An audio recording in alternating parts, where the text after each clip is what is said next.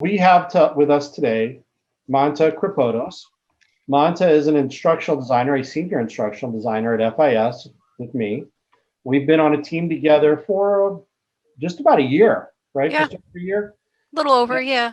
But she's been with FIS much longer, and we've worked on different projects together at different times. But I asked her to come join us, and you guys have the ability to ask her whatever questions you want as an instructional designer in the field.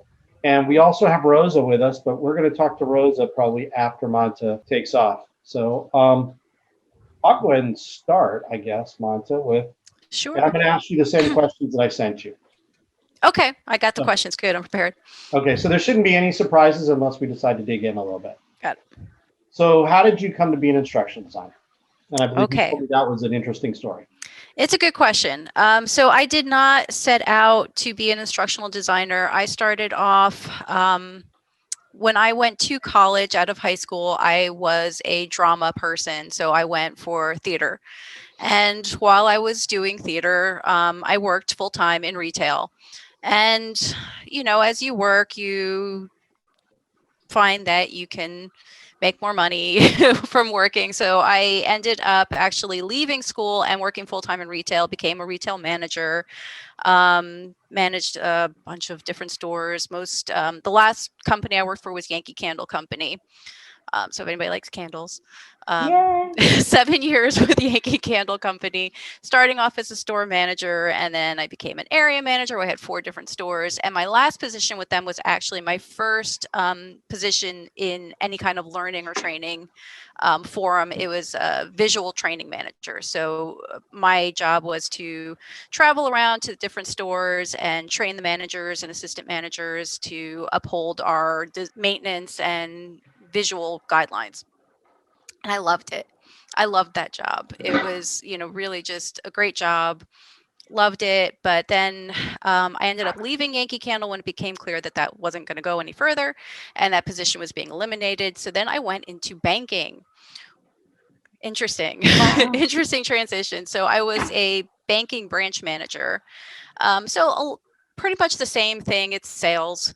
So I managed my staff and did a lot of the same things I did as a store manager, but then here and there I would get opportunities to coach and I was a customer service advocate for our district. So I would design workshops and presentations for new employees to teach them customer service guidelines. And again, loved it.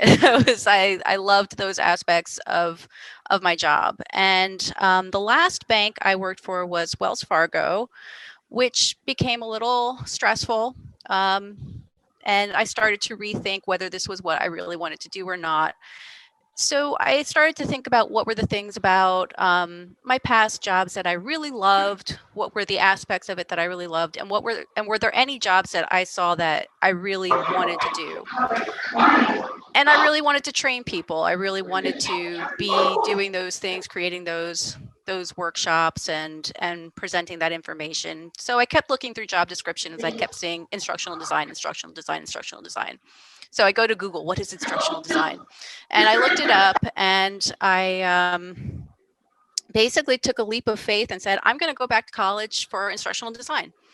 And I did. I found a online school that offered an instructional design degree and just went for it and ended up loving it. And long story short, I got my degree, struggled to find that first position for a learning job, finally did.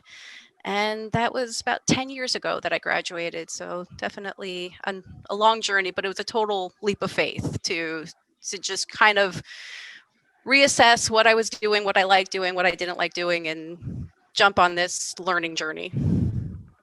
So did you come to FIS right after your degree?